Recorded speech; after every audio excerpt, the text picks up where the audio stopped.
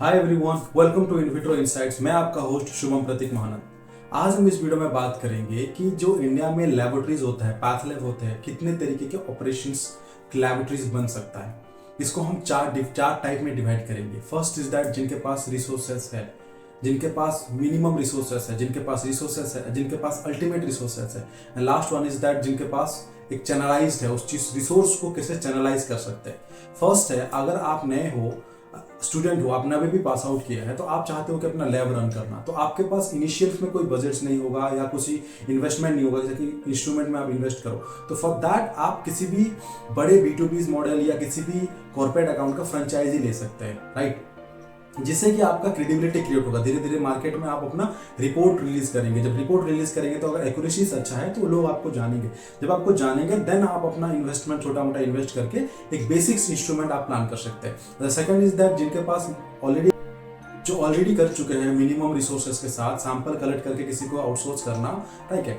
अगर आपने entry level cross कर लिया है, सेकंड इज दैट कि आपने मिनिमम इन्वेस्टमेंट करके छोटा मोटा मशीन्स ले लिया, किसी सेमी ऑटोमेशंस ले लिया, CVCs ले लिया जो 3 पार्ट हो गया ले लिया, या बेसिक्स नेफ्लोमेट्रीज पैरामीटर मिला जिसमें HbA1c, CRP, RF, तो वो सब पैरामीटर जो रूटीन पैरामीटर्स में आ जाते हैं वो सब ले लिया, तो वो एक मॉडल हो गया। एंड थर्ड इज दैट कि अगर मान लीजिए कि आपको इन्वेस्टमेंट करना ही नहीं है, आपने किसी से सैंपल कलेक्ट किया और किसी को आप ट्रेडिंग करना है, आपको मोटा मोटी मान लीजिए ट्रेडिंग करना है, तो आपने क्या किया, किसी B2B मॉडल के साथ आपने टाई अप कर लिया, B2B लैब के साथ टाई अप कर लिया, जिनके पास ऑलरेडी हाई रिसोर्स पैथोलॉजिस्ट होते हैं, माइक्रोबायोलॉजिस्ट होते हैं, सारे के सारे machine from the basics to higher end equipment होता है, आप उनके साथ टाई अप कर लिया, पेपर वर्क कर लिया आपने, तो आपके पास जो 10 सैंपल्स आ रहे हैं, मिनिमम मोटा मोटी मान लीजिए 10 सैंपल्स आ रहे हैं, आपने उनको दे दिया, ठीक है, ये हो गया। एंड सेकंड, जिनके पास मिनिमम बजट का मशीन्स है, छोटा मोटा मशीन्स है, उनको भी हायर एंड इक्विपमेंट अगर चाहिए तो आप इनिशियल इन्वेस्टमेंट 10 लाख 15 लाख नहीं कर सकते। फॉर दैट आप उनके साथ भी टाई अप कर सकते हैं, जैसे कि आपका जो स्पेशल पैरामीटर हो गया, हार्मोन्स पैरामीटर्स हो गए,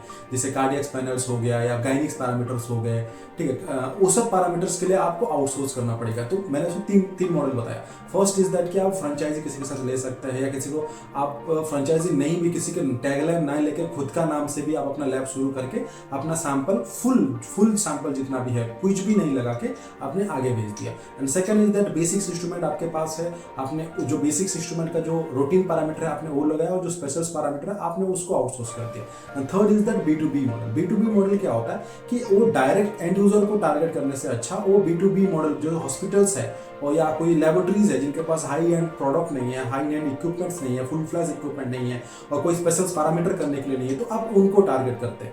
जैसे कि मान लीजिए मैंने आपको बोला कि पहला वाला जो कैटेगरीज होता है जिनके पास कुछ भी नहीं है बट उनके पास काम है, उनको काम पता है कि उसको कैसे कर सकते हैं, बिजनेस ओनर्स है वो बिजनेस कैसे कर सकते हैं उनको पता है, ट्रेडिंग पता है। सेकंड इज दैट उनके पास मिनिमम मशीन्स तो है बट स्पेशलाइज पैरामीटर करने के लिए उनके पास इक्विपमेंट्स नहीं है।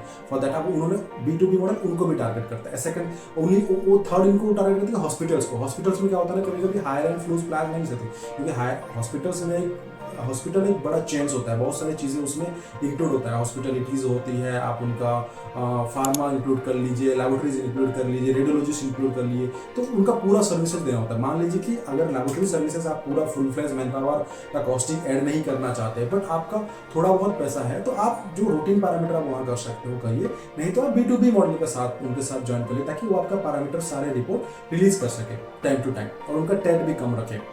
The last one is that the corporate model. जैसे एग्जांपल मैं दूंगा, इंडिया में Lalpath metropolis they the corporate account, उनका वो डायरेक्ट फुल फ्लैश उनका जो पैकेज होता है 199, 999, वो जैसे हो गया 1999 हो गया, ठीक है, ये सब पैरामीटर्स वो डायरेक्ट फुल फ्लैश कस्टमर्स को भी ऑफर करते हैं और हॉस्पिटल्स को भी ऑफर करते हैं। फॉर दैट कॉर्पोरेट ऊपर बैठे वो सारे चैनल्स को कस्टमाइज करने का प्लान करते हैं, राइट। उसके नीचे आ जाता है B2B मॉडल। जैसे मैंने नीचे बोला कि आप अगर नए हो किसी इंडस्ट्री में, लैबोरेटरी इंडस्ट्री में नए हो, तो आपको ये तरीके से काम कर सकते हो। So these are the type of different style of operations in laboratories. इस तरह से आप काम शुरू कर सकते हैं।